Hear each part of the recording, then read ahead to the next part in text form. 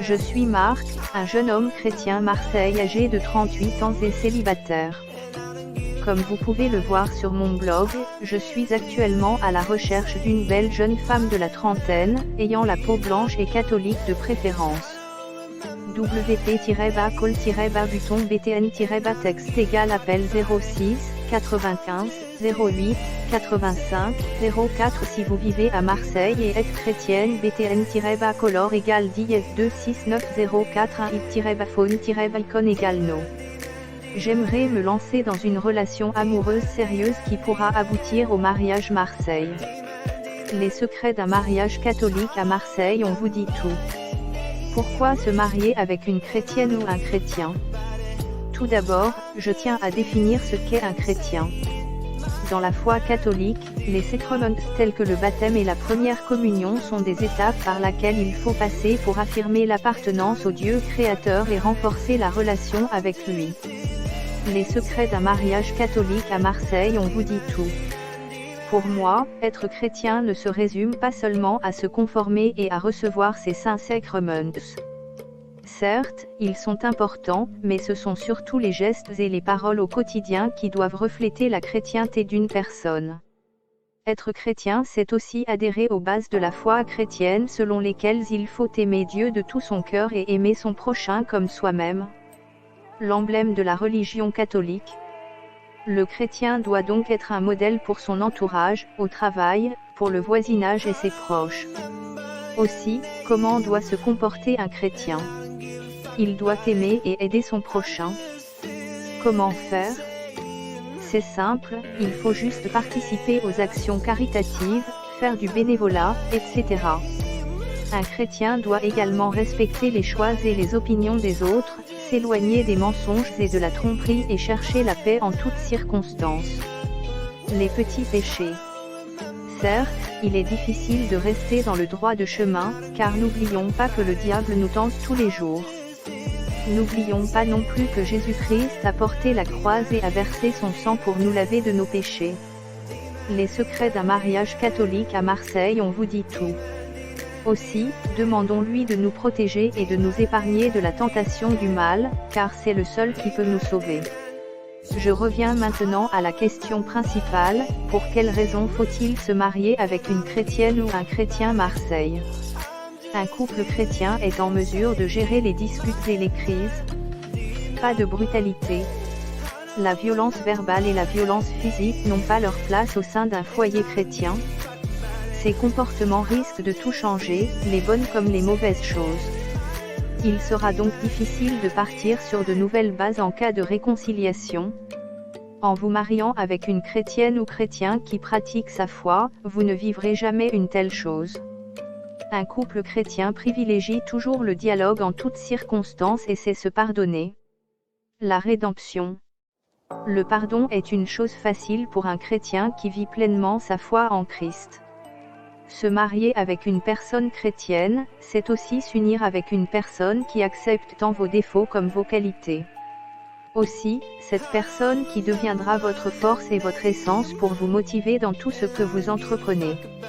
Enfin, s'unir avec un chrétien ou une chrétienne est une garantie pour assurer à nos enfants d'avoir la meilleure éducation possible, basée sur l'amour du Christ et la bienveillance. Les secrets d'un mariage catholique à Marseille, on vous dit tout. Quel est l'âge idéal pour se marier? Cela va de soi qu'il faut être mature avant de se marier, mais la question est, à quel âge peut-on qualifier une personne de mature? En se référant à la science, la maturité physique est atteinte vers l'âge de 18 ans. Cependant, rien ne fait mention à la maturité mentale. Pourtant, c'est une qualité indispensable pour se marier. En tant que chrétien Marseille, le mariage Marseille est pour moi une institution divine. Le mariage avec une chrétienne marseillaise. Se marier, c'est renoncer à soi-même et se dessaisir de sa propre vie pour aimer l'autre et tout lui donner. C'est là qu'intervient la maturité. Il faut se défaire des comportements enfantins pour avoir la capacité d'accepter tant les erreurs que les qualités de l'autre. Mais aussi de prendre les bonnes décisions pour l'épanouissement de la vie du couple et de la vie familiale. Si certains sont prêts à affronter tout cela à l'âge de 22 ans, d'autres n'y arriveront pas même ayant dépassé la quarantaine. Désir de s'unir. À part la maturité, il y a une autre chose très importante, l'envie de se marier. Je ne sais pas pour vous, mais pour moi, le mariage n'est pas une évidence ou encore l'aboutissement de plusieurs années de relations de couple. Il faut vraiment le vouloir, le désirer. Aussi, ne faites pas l'erreur de dire oui devant monsieur le maire et devant Dieu, alors que vous allez regretter votre décision seulement quelques mois ou quelques années après. Si vous n'êtes pas encore prête pour le mariage, soyez franc, avec votre partenaire. Ne pas faire de mariage. Vous pouvez donc prendre la décision de vous aimer dans une union libre de tout en engagement ou vous séparer, au lieu de mentir et de faire souffrir l'autre. Pour clore le sujet, je dirais alors qu'il n'y a pas d'âge idéal pour s'unir et officialiser une relation de couple avec le mariage. Les secrets d'un mariage catholique à Marseille, on vous dit tout. Que vous ayez 20, 30, 40 ou 50 ans, si vous vous sentez enfin prêt, et que vous pensez avoir la maturité suffisante pour fonder une famille, votre âge à cet instant est l'âge idéal pour vous marier. Le sujet vous intéresse? Pourquoi ne pas en discuter autour d'un verre ou d'un bon repas? Nous pourrions faire une rencontre Marseille célibataire dans un restaurant Marseille. Ou dans l'une de ces célèbres soirées de la cité phocéenne pour en discuter et faire plus ample connaissance. Vous pouvez me contacter au numéro de téléphone Marseille 06 95 08 85 04 pour que nous fixions un rendez-vous. Les secrets d'un mariage catholique à Marseille, on vous dit tout. Comment choisir la robe de mariée idéale pour une chrétienne? Même en étant encore un célibataire Marseille, je sais que le choix de la robe Marseille est un véritable casse-tête pour la mariée et une étape très importante dans la préparation du mariage Marseille. La robe de mariée est ce qui va retenir toutes les attentions, celles du marié et de tous les invités. Il est donc important de la choisir avec soin. Lorsque je suis invitée dans les mariages ou lorsque je passe devant les mairies et les églises après l'officialisation de l'union d'un couple, je suis toujours étonnée par la robe de certaines femmes. Je veux bien comprendre que c'est le plus beau jour de votre vie et que la robe vous permet d'être unique et de vous démarquer des invités. Pour faire la différence, nul besoin de se mettre à moitié nu. Certaines mariées n'hésitent pas à enfiler des robes dont la moitié supérieure de la robe est faite intégralement en voile ou en dentelle, avec un immense décolleté. Uniquement les poitrines sont cachées avec un bout de tissu. D'autres choisissent une robe trop courte, alors que c'est déjà une robe près du corps. Pour moi, tout cela est indécent. C'est joli, oui, mais pas convenable. Pour dévoiler le corps de cette façon, je pense qu'il faut le faire en intimité, seulement pour votre futur mari ou en d'autres circonstances comme une soirée Marseille par exemple. La timidité. Vous diriez peut-être que je suis pudique et vieux jeu. Non. J'aime les femmes marseillaises sexy, mais élégantes. Vous pouvez porter une belle robe avec le dos intégralement dénudé, mais la poitrine bien couverte par exemple. Vous pouvez aussi porter une robe à décolleté si vous avez les poitrines menues et si le visuel ne choque pas. Vous pouvez porter une robe hyper tendance, super originale ou classique, je respecte votre choix. Je vous conseille juste, mes belles Marseillaises, de porter une robe de mariée qui ne soit pas en contradiction avec le rite religieux. En tant que chrétien Marseille catholique, c'est vraiment un sujet qui me tient à cœur et j'aimerais que ma future femme s'y conforme. Les secrets d'un mariage catholique à Marseille, on vous dit tout. Quelles sont les étapes essentielles de la préparation d'un mariage?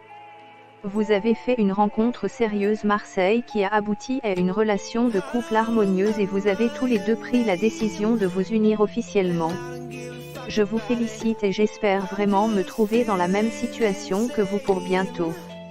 La première étape dans l'organisation d'un mariage consiste à définir votre budget. Pour ce faire, répondez à ces simples questions. Quel type de mariage vous souhaitez avoir et vous êtes prêt à débourser combien d'argent Marseille pour concrétiser votre projet? Après, choisissez le thème de votre mariage. Si l'inspiration vous manque, vous pouvez toujours piocher 2-3 trucs sur internet. Ensuite, occupez-vous du rétro-planning du mariage. Cela inclut le choix du lieu de réception, le choix des tenues des mariés, la création du plan des tables, le choix des prestataires comme le traiteur, le photographe, le fleuriste, le décorateur, etc. La dernière étape des préparatifs d'un mariage consiste à planifier le voyage de noces. La lune de miel est l'occasion pour évacuer le stress accumulé pendant les préparatifs du mariage. C'est également un moyen pour prolonger l'euphorie pendant la cérémonie et la réception du jour J. Aussi, choisissez en avance votre destination, achetez vos billets et réservez votre hôtel. Comment réagir si un Marseillais chrétien vous dit « j'ai envie de vous ». Atteint ? J'ai déjà un petit ami, est la phrase que tous les dragueurs ont dû entendre au moins une fois dans leur vie. Il arrive que cela soit la vérité et qu'elle soit réellement désintéressée. Il est également possible qu'elle dise un mensonge pour que vous la laissiez tranquille. Que faire, persister ou lâcher l'affaire? Et si elle a réellement un copain, mais qu'elle vous plaît vraiment, comment la conquérir? Elle dit avoir un copain, est-ce qu'elle ment? Qu'elle mente ou non n'est sans importance. Lorsque vous abordez une fille, vous devez toujours vous attendre à une réponse positive ou négative. Elle peut dire la vérité et souhaite que vous évitiez de continuer à la draguer. Elle est heureuse avec lui et veut lui rester fidèle. Elle vous voit alors comme une menace pour sa relation amoureuse. Il est également possible qu'elle dise un mensonge. Voici des possibilités qui peuvent la pousser à vous mentir à ce sujet.